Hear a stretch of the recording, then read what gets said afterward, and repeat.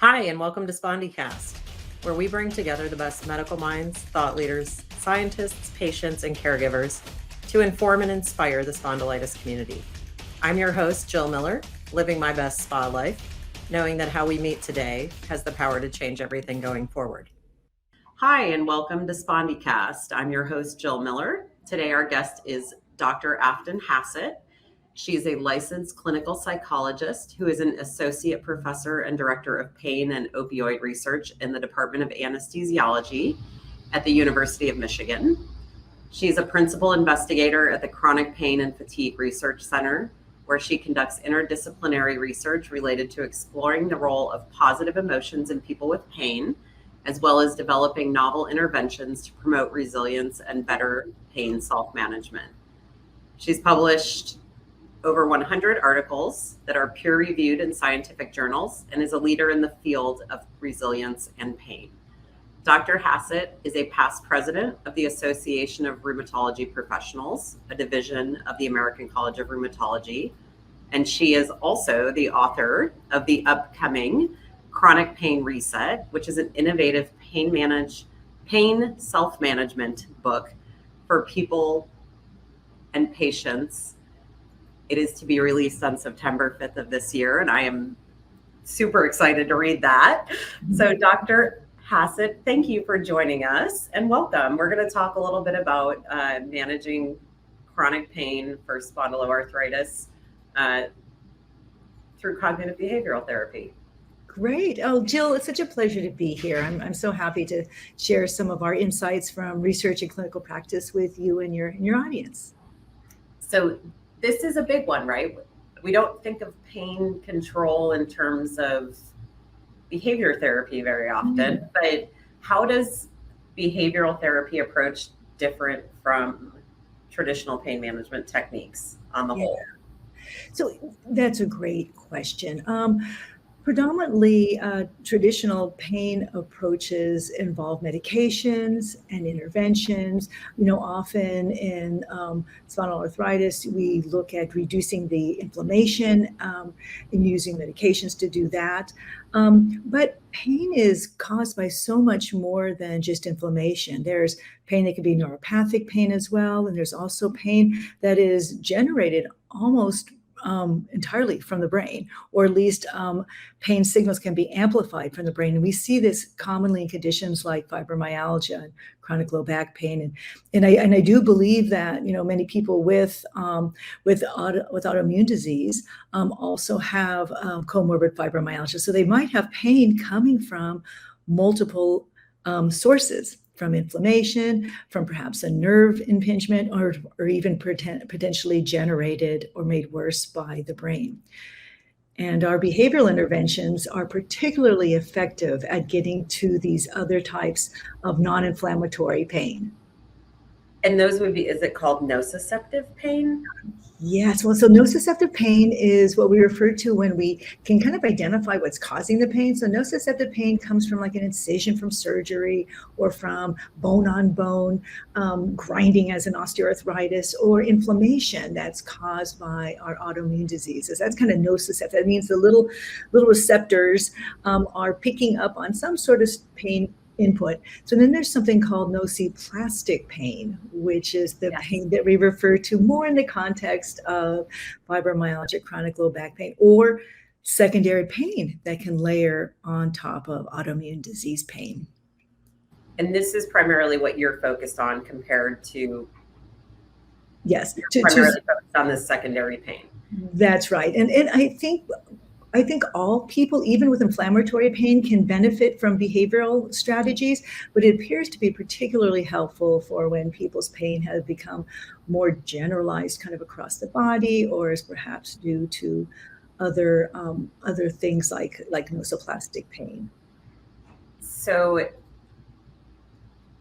this is, of course, a leading question, Sure. but I'm thinking in terms of someone is going to walk into an office of a practitioner or a psychologist, or and they're in pain. They've been in pain for a long time, as most of, I think, many of our listeners can probably probably relate to. Mhm. I, how does cognitive behavioral therapy help you manage that? Oh What my if you, Yeah, no, Jill, it's a great question because I didn't want to give the impression that only people with fibromyalgia or chronic low back pain respond to these behavioral therapies. They're good for everybody because what they kind of teach us are ways that we can live well, kind of despite the pain, and also things that we have the power, our power, to be able to change, the ways that we can actually modify our pain by the things that we do. So cognitive behavioral therapy kind of presupposes that our emotions and our thoughts can impact pain. So maybe you can think of a time in your life where you felt really stressed out and you were maybe anxious or angry and noticed that your pain felt worse. That's kind of a powerful example of how our emotions and thoughts can make our pain much worse. yeah, I've been there. Yeah, everybody has, right?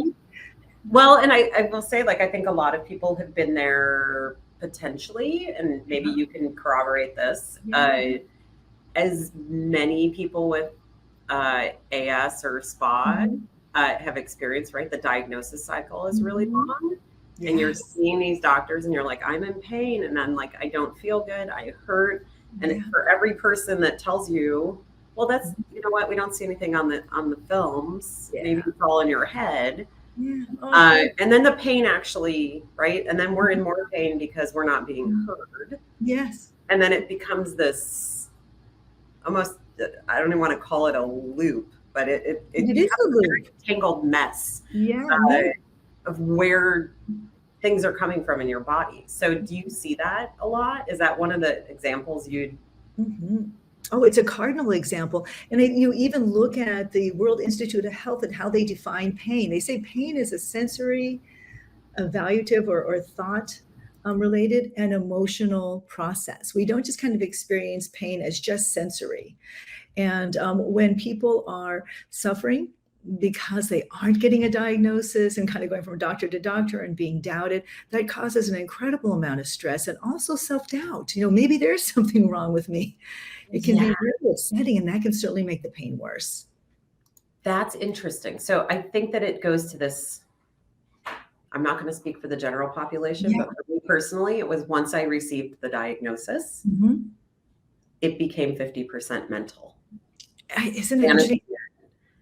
yeah, Yeah. So tell me more about that. So why do you think it became 50% mental at that point? well, I think it was first uh, after many years of, okay, so I went decades Mhm. of just saying, like, I don't feel good, or my gut's bothering me, or I'm Mhm. 19 years old and I threw out my back, or whatever happened, right?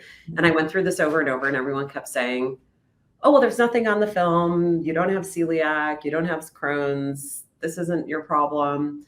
And then it started to accelerate when I was really like Yeah. heading toward needing, because I'd never thought anything about an autoimmune disease. And then I headed toward really being ill, where I couldn't get out of bed, couldn't pick up my little kids who were babies, had stopped working. And I just kept saying, I'm like, I hurt all day, every day. And uh, I had a few doctors or practitioners who said, well, it's kind of all in your head. Like, Oh, one of them said, you need to get over your anxiety. And I, and I finally, and then someone said, have you been to a rheumatologist? And we did a separate episode with Dr. Arnold, who was my rheumatologist. But when I got there and somebody said, well, maybe, like, first tell me your story, and then maybe this is going on, and we're going to do some labs to prove it. Once I worked through a diagnosis, and I think a lot of people do, then you have the opportunity to say, like, how am I going to manage? mhm.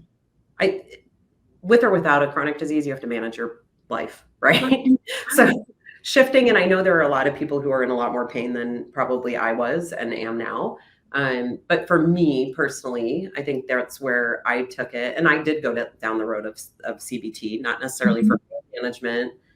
Uh, and someday I would love to have the person I worked with on, uh, because we often talk. He said, "Well, when you walked in, you were almost in a catatonic state." Mhm. Mhm.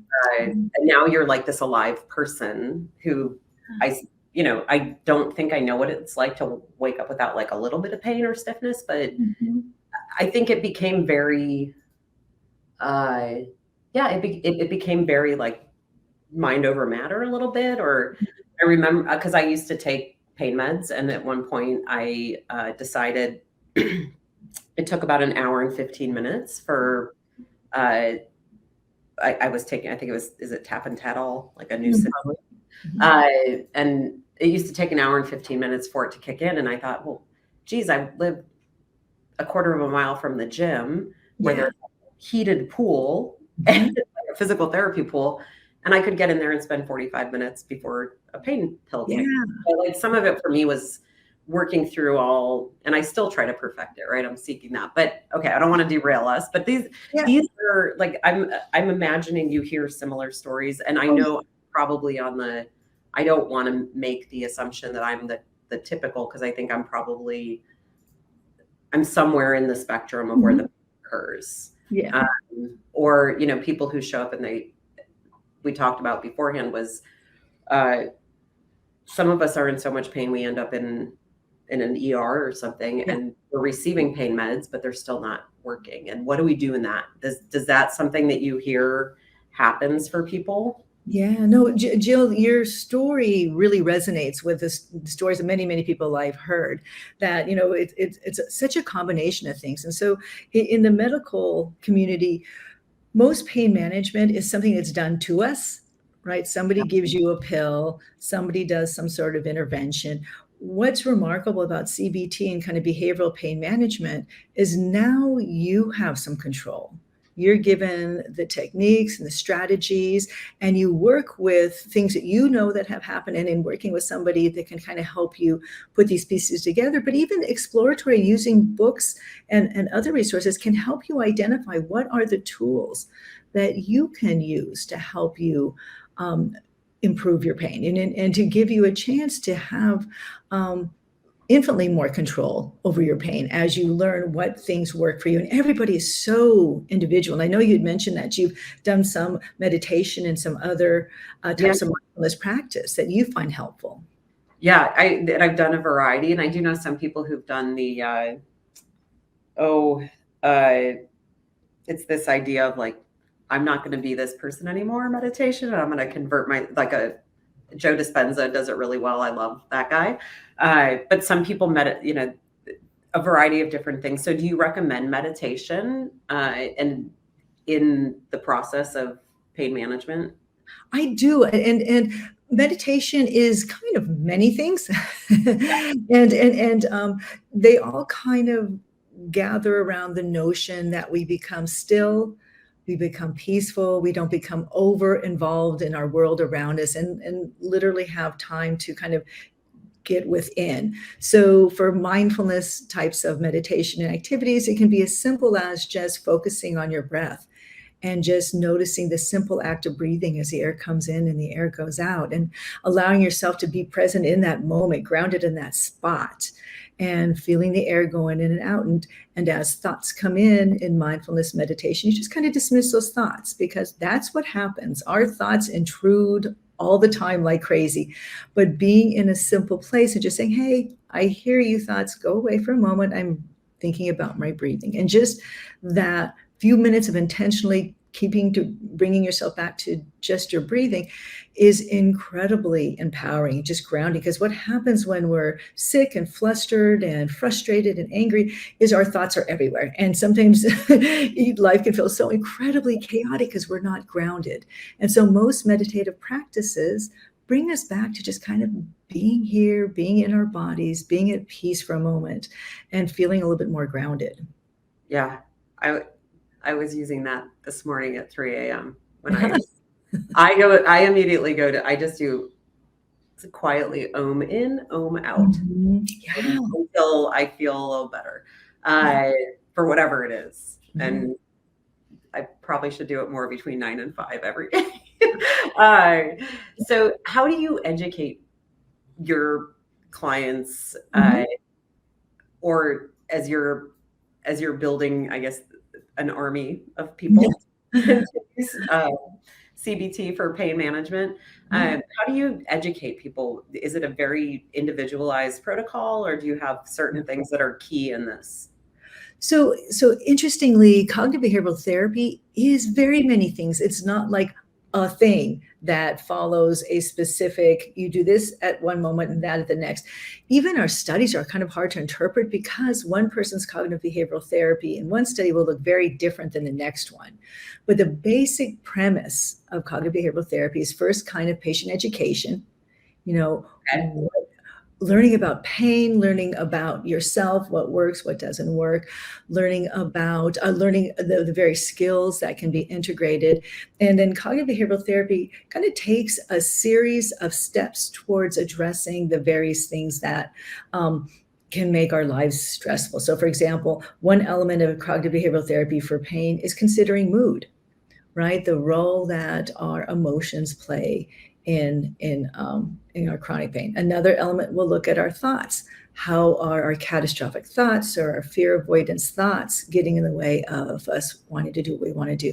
Another part of cognitive behavioral therapy, we'll look at how are we able to execute physical activities, the things we want to do. Are we afraid to move? Why are we afraid to move? How do we get beyond that? How do we integrate things back into our life that we love doing? Because most people with chronic pain and chronic illnesses stop doing the optional activities, but these optional activities are usually the things that make our lives worth living. Yeah. In favor of just kind of getting by and doing work and taking care of, the household chores and all the day-to-day bill paying and things we have to do. But not having a life that feels rich and rewarding is often not a life that people want to live. And then that feeds into the depression side. Yeah. Cognitive behavioral therapy also presupposes that sleep is one of the most important elements of our health. And a very large part of CBT often is identifying sleep problems and then helping people remit those and get people sleeping again. And then there's just a bunch of kind of different skills and strategies to help us manage pain. What are the things that we know that make our pain better? What are the things that make them worse? And how do we make the changes in our lives so that we can experience the least pain? And I want to come back to some of those tools. Sure. I do have a question. Yes. So I know you're a CBT person. I'm going to ask like a curveball a little bit here. Sure. I love a different life. I spent some time using not for spa, but I think it helped me in that sense. The rational emotive behavior therapy approach, which I break down as, right, it's whether or not you act rationally when the world serves up some bad things to you, when someone else serves up some bad things, or you feel like you've failed. And I used it in an approach in like facilitating some group trauma. And it was like the biggest privilege of my life to be able to spend time with these people. But do you see that there maybe, and if this is too deep, maybe we back off, but because I certainly don't want to upset anyone that would be listening. But do you see times when maybe we blame ourselves or we blame something else, and that is actually, and I know that's just a different expression, and I don't know what it is in CBT, but I think that there is a lot of that going on. At least I think there was for me.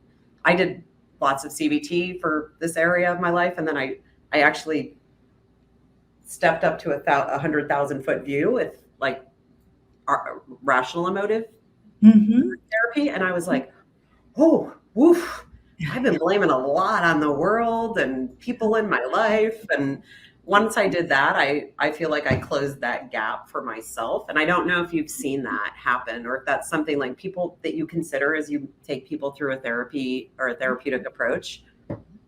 Yeah. So rational emotive behavioral therapy is so interesting because it really allows us to examine the nature of our thoughts and the degree to which we are thinking rationally, right? The degree to which we are blaming other people for all the wrongs, the degree to which we are over blaming ourselves and being really, really mean to ourselves, which most people have almost more the tendency to do, to be too Yes. up on themselves. And so that's kind of the C part of CBT or cognitive behavioral therapy, is kind of taking this next step. So very often when people start in cognitive behavioral therapy, we'll start with the very behavioral elements. Let's try to get people sleeping well. Let's try to get people moving again and doing things they enjoy. Let's look at some of these, how people's mood is. What do we see as far as depression and anxiety? And when we start kind of nosing around in those areas, we understand what is the nature of the thoughts that are driving these emotions. And sometimes the thoughts are a lot of the self-blame. Sometimes the thoughts are a lot of the blaming others and not taking responsibility. And sometimes there's just these catastrophic, not based in reality types of old beliefs, really old things that we learned in our childhood that maybe suited us well then, that somehow we've just drug into adulthood and are very much undermining our happiness now. Yeah. I can see that. And it's also the and then you've got those, and then you let your analytic mind just go wild, right? Just go wild, right? And okay, so I derailed, but that was really helpful, because I think it's that sometimes we have to reframe. Are we being when we're having and I think it does link to pain, and I'm exploring this primarily because I do think there's a lot of this link to pain about what's in our minds. And it doesn't mean to discount any pain that anyone's having, right? Because we know there are different types of pain and a different spectrum. But incremental improvement is always helpful too over time. So in terms of people with spondyloarthritis specifically, have you seen any specific challenges to that population, or is it? Yeah.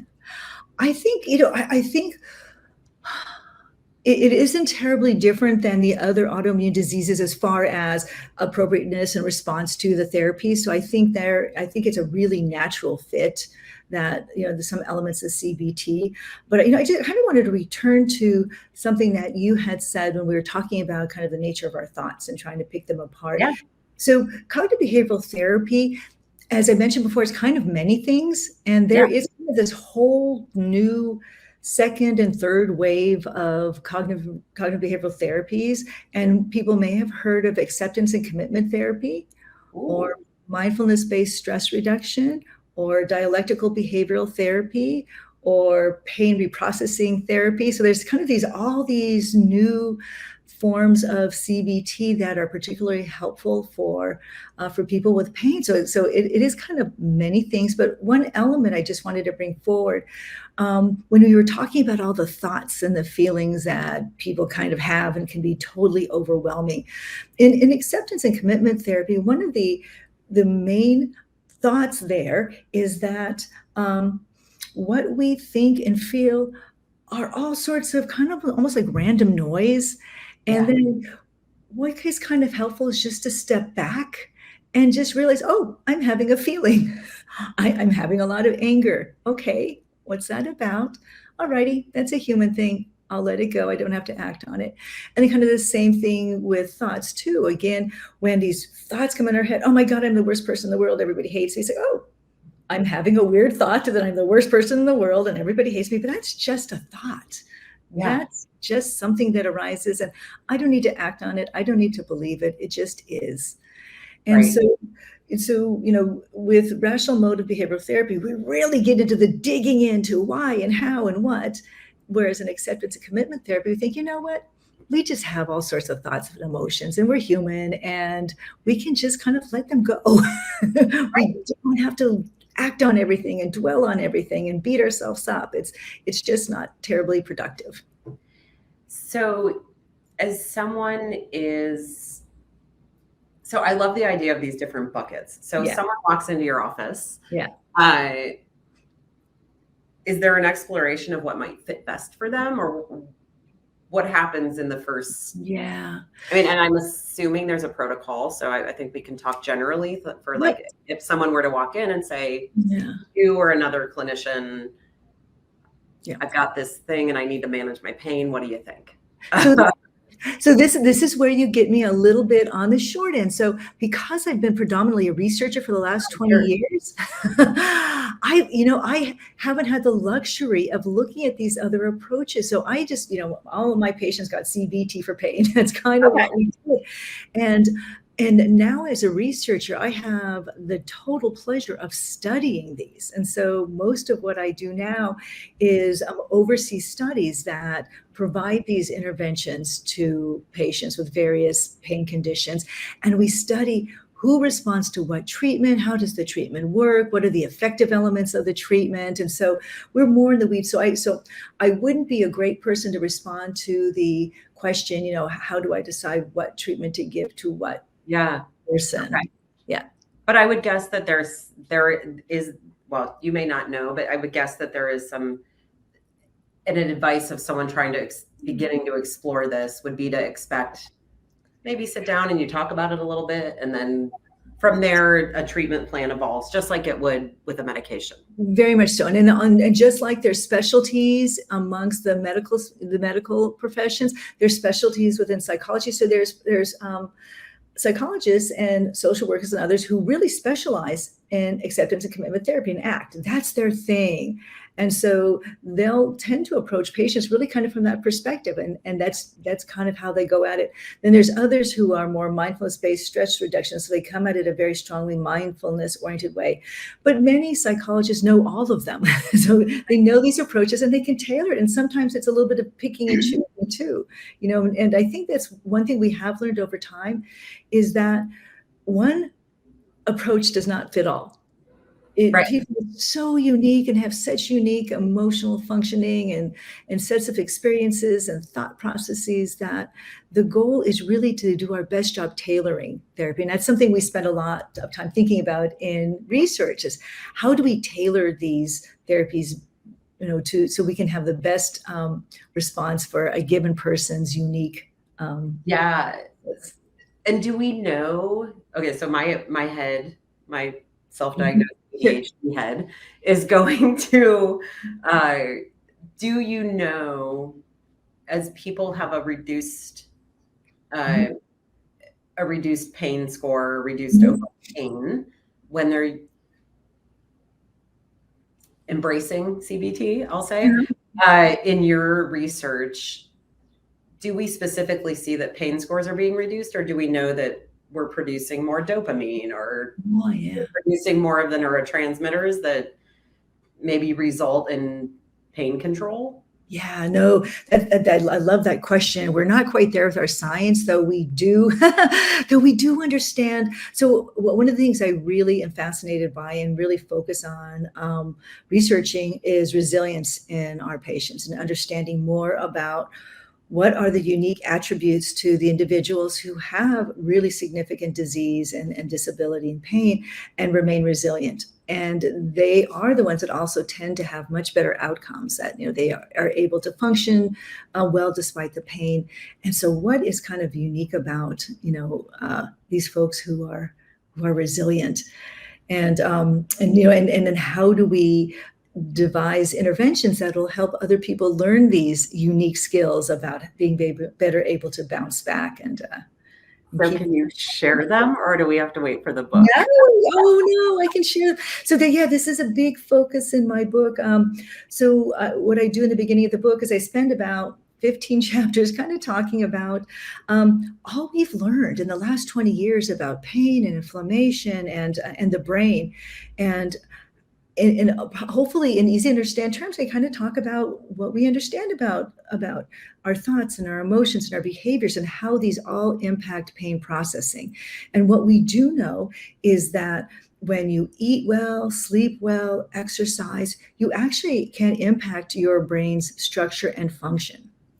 And thus we see people have pain reduction, less inflammation, everything that we hope for. But what's amazing is that friendship, with having strong social support, feeling connected to others also impacts brain neural networks, as do positive emotions like joy and love, doing things that you enjoy doing that bring you a state of flow or engagement and happiness. all impact the brain and thus impact in pretty observable ways our experience of pain. And so I kind of walk, hopefully, the patients in an understandable way through these data. And then I have them try over a 30-day period, one kind of CBT or positive activity a day. So for example, you might learn something about a skill that we teach for people to decrease our stress.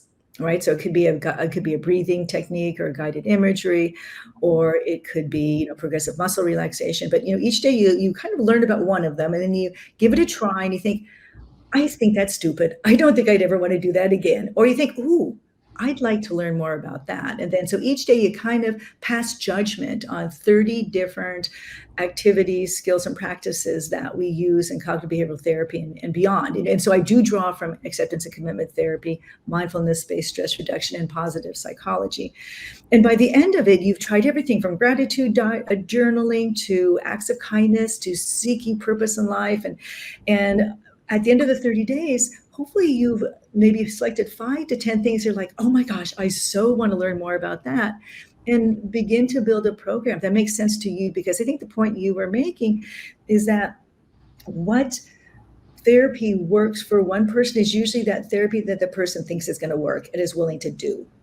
Yeah. You know what's so interesting? So you're describing, and I'm sure you're familiar with it, at the very beginning of COVID, maybe the second weekend in, Yeah. I enrolled myself in the Science of Well-Being that Marie Santos at Yale teaches. Yeah. And it's, for any listeners, I believe it's still a free course on Coursera, but it does this same thing it was a 6-week class. I think they adapted it for COVID and maybe it came back to the baseline, but it was all these things. It was 1 week of gratitude, 1 week of savoring, 1 week of meditation, 1 week of, it was, and every week. And for me, right, I'm like a, how does all this work kind of person. Yeah.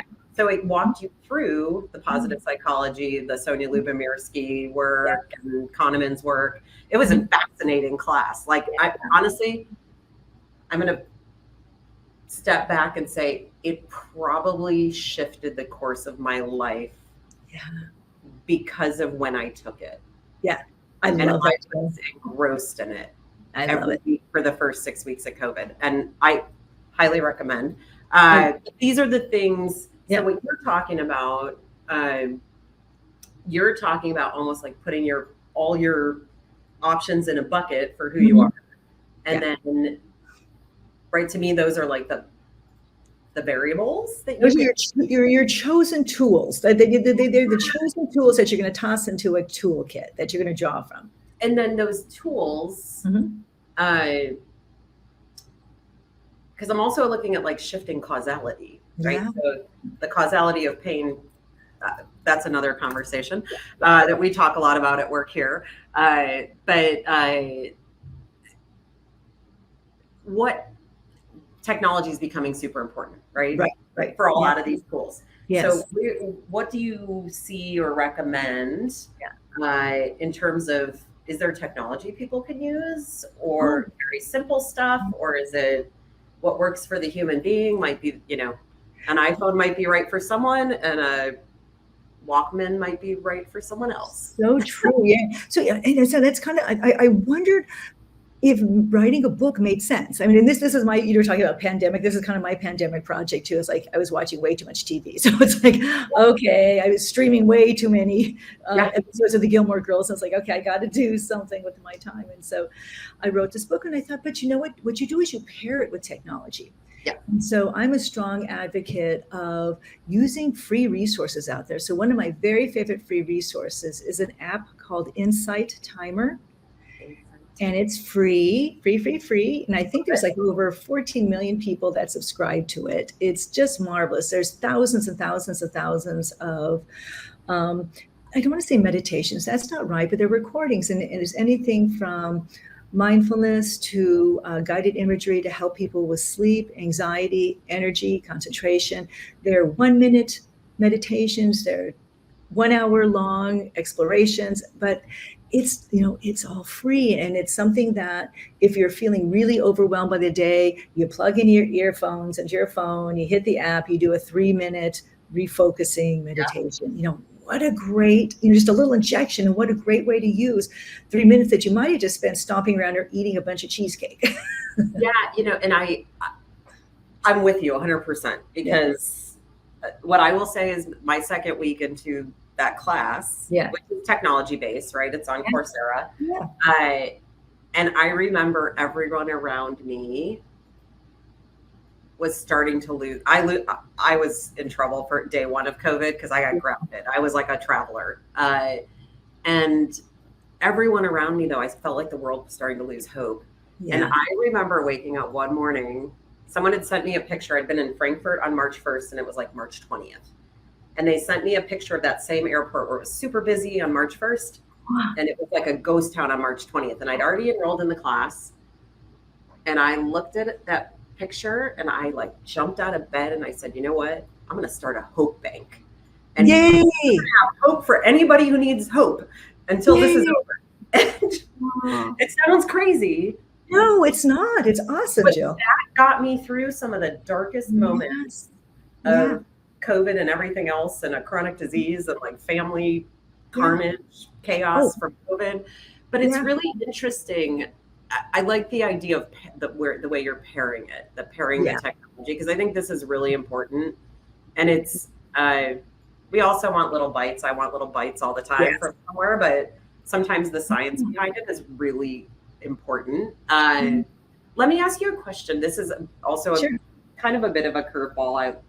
We've gotten way in the weeds, but I'm having a great time. Was you have done your research over a career, right? This has been decades of a career. Have you seen, obviously there's been a shift, right, toward inclusion in other populations that are traditionally in medical research underrepresented. Have you seen anything remarkable or that has been game-changing for any groups who would be underrepresented or previously marginalized or gender? Yeah. Oh, such a great question. So we're a research group, and we live and die by the National Institutes of Health and what their priorities are. And the opioid crisis brought with it some incredible opportunity for us to do a much better job of how we deal with individuals with addiction, individuals with chronic pain. And the NIH has put a very strong focus on pain. And so it's great for us to kind of study that. And their focuses have also moved towards the importance of diversity, equity, inclusion in research. And so the emphasis is you can just feel it. It's wonderful.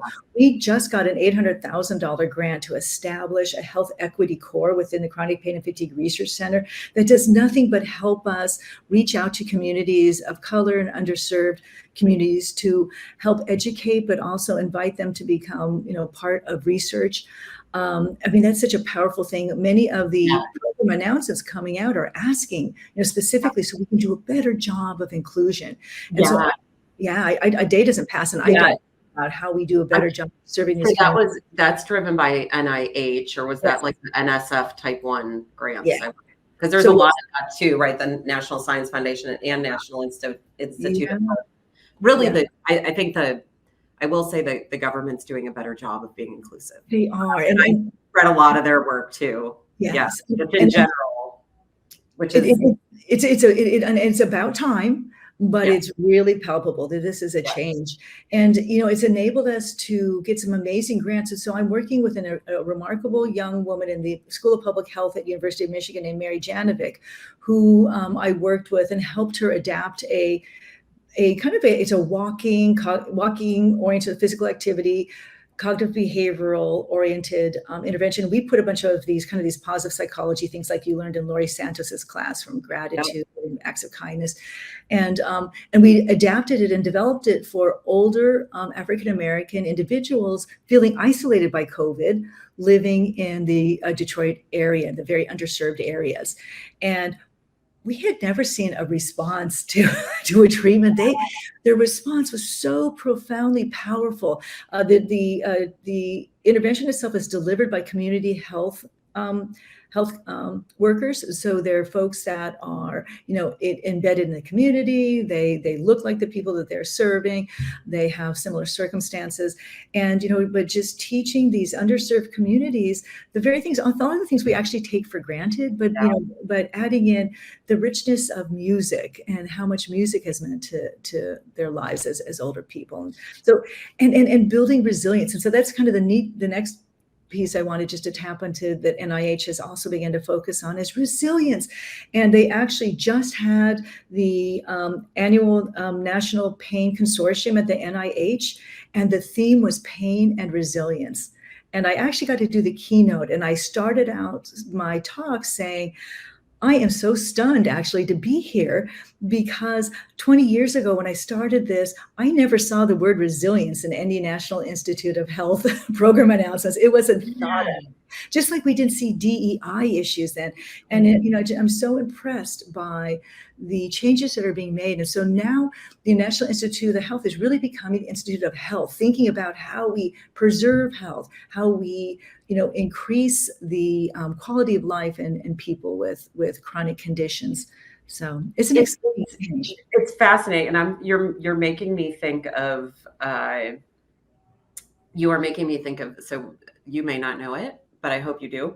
That there's an unmet needs conference coming up for spondyloarthritis. Interesting. And there's a call for abstracts, and I'm thinking, like, do you see, or what do you see? Okay, this is a loaded question again. I think I know the answer, but what do you see as the future of pain management for chronic disease, and particularly like spondyloarthritis patients? Mm-hmm. And will behavioral therapy be playing a starring role in that? Yeah, but I think behavioral therapy that includes these resilience elements and also the adaptive nature of good intervention. So, for example, the one size fits all is shown not to be terribly helpful. It's so important that that people with the illnesses actually have autonomy, and that they have agency. They can pick what they want to do. They can kind of create these kind of long-term thriving plans is what I refer to them. Right. We don't just want to get by day to day. We actually, like everybody, want to thrive, right? We want to have a life that feels meaningful and important and enjoyable. And I that to me, right? It's human flourishing. Yes, exactly. Right? Yeah. That is my, I guess that's the word of 2023 that we're after here. It is. So I have a couple thoughts. One thing I always think about, and I'm going to just, from an inclusion perspective, that's really interesting. And we've talked to a couple meditation people and yoga people throughout. One of the things I want to just, from an inclusion perspective, think about is we often talk about meditation, and there are a number of people with varying beliefs affected by these diseases. Meditation may not be something that they feel is accessible to them. Yeah. Do you have any experience? And I think through it, some of it's my own experience, and I'm a meditator, but there are people who avoid meditation and prefer prayer. So does prayer have the same? Do you know if it has the same? Yeah, I think it does. I think that there is. I think it's a form of meditation. I do too. Yeah, I do too. Just as valid. So if you're if there's someone whose beliefs interfere with yoga or meditation itself, I remember one of the best books I ever was given was called An Altar in the World, which meant you can pray or meditate anywhere you are. It doesn't have to be in a room or a church and it was given to me by a priest, right? Like in a Catholic church. Okay. So I just wanted to think about, I thought about that a few times as we went through, but this idea of resilience is so important because I think we underestimate how much we can overcome. Yeah. And you said something back when you're talking about how there was kind of a moment in the beginning of the pandemic where you weren't sure that everything was just going to kind of bowl you over, but you decided to create a hope bank. I can't remember what you called it. It was like I called it a hope bank. It was like inside my soul. So what you demonstrated, and something that we're learning about resilient people, is that happiness to some degree is sort of a choice. So bad things, very, very bad things happen to all of us, and some really, really unfair bad things happen to others. But for the most part, what we do with the things that come our way, we have agency over. We can choose how we're going to react. And so, yes, it's appropriate not to pretend like things are bad and you need to grieve them and deal with them. Yeah. But at some point, it's like, okay, this is a bad thing that happened to me. It was really pretty unfair. I have been wallowing in it for a while. I have grieved. Now I'm going to move on. And so making that decision, just like you kind of, what, this stinks, but I'm going to have a hope bank. I mean, this is a bad thing, but I'm going to look at this differently. And I think I'll say for anyone who's listening that's been on the fence, right, around like cognitive behavioral therapy, whether it's for the pain management or your own needs related to spondyloarthritis. So what I will say is, again, I feel like I'm in a good therapy session. So you're a better clinician than you think. But one of the things, I think a lot of people do fear therapy and what happens, because there is work, right? There's the work to be done. But what I will say is when you talk about resilience, and I'm dying to read the book now, talk to you more. But when I think about resilience, I've thought about this a lot the last, 6 months, we'll say, where I was at a point in 2013 where I had quit a job, like left a job because I could barely get out of bed. That was a hefty travel job, had 2 children I couldn't pick up, was miserable, like on the edge miserable. Yeah. And somewhere, it took me a few years, but I managed, like I was done. And I remember there was a day I was laying in my bed and I was like, I am not going to be the sick mom anymore. And at this point, this was several years later, but we had gotten to where the medication worked. I was sleeping, I was exercising, I was eating right, I was doing my CBT, all these things together. And I made that decision. And at that point, the pain was much reduced on my end. But to me, I was like, I made it through what I expect would have been like the worst part of my life, like the challenge or whatever you face in life. And then COVID came, right?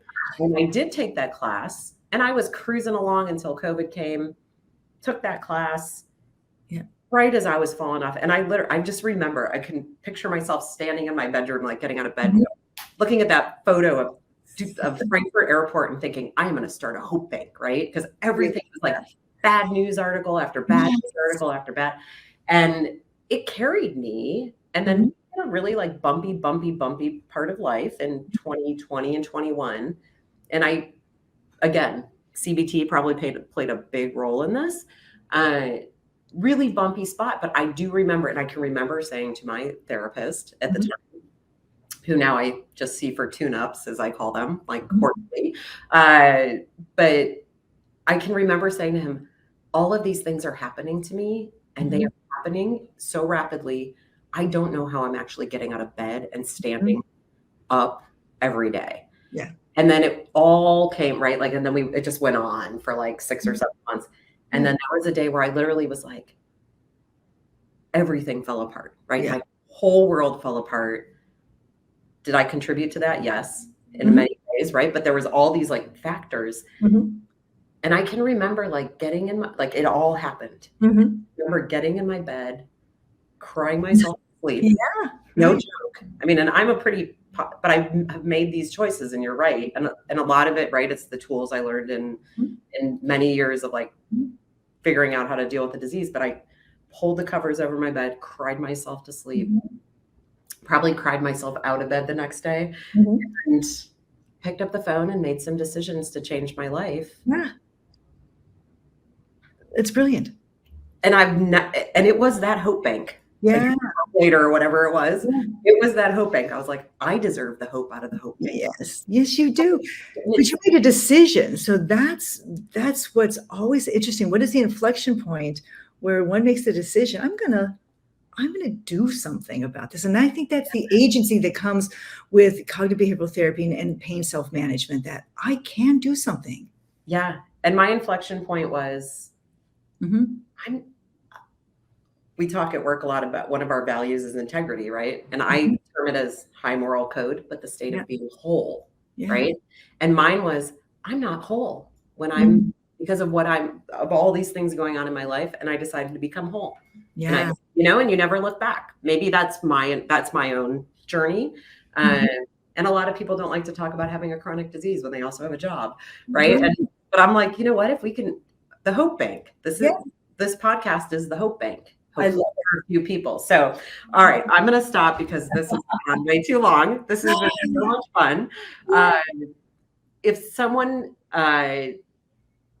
is there something specific you would search, or are there resources you would highly recommend? And let us tell us a little bit about that. Sure. And research, if there's research, people can get.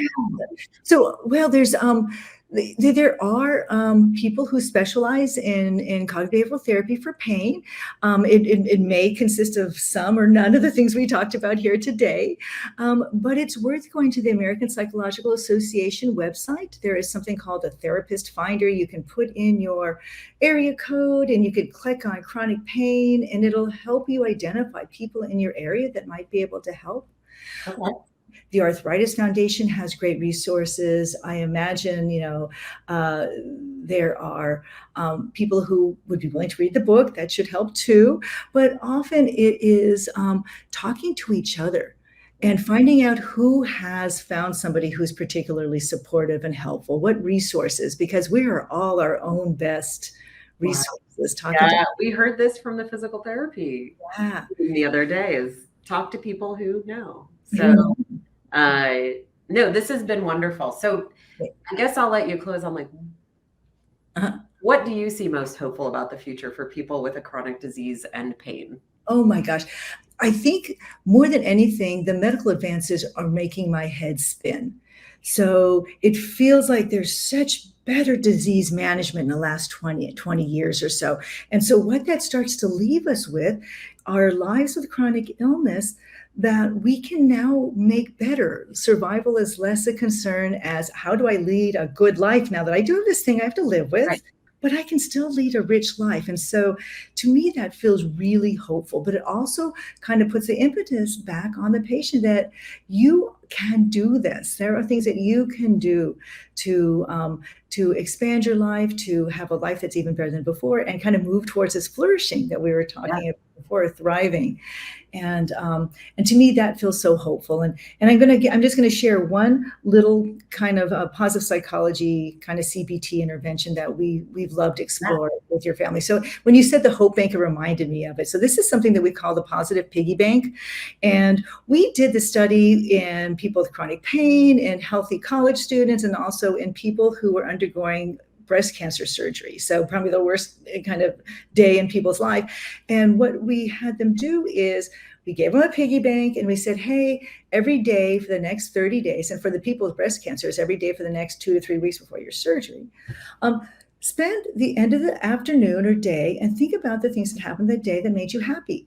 And identify one of the things that made you happy that day, or it could be grateful, whatever works for you, and write it down on a slip of paper and put it in the piggy bank. And then what you do is you do this every single day and write down what these little wonderful events were, things. It could be simple stuff like my friend brought me a flower, or I had the best chocolate chip cookie, or I felt actually great today and did a lot, or whatever it is. And then what you do is, in the case of the patients undergoing surgery, we told them the morning of surgery, open up the piggy bank and read all those little memory slips. In the case of people with chronic pain or the students, we said after 30 days, just open up the piggy bank and read the slips.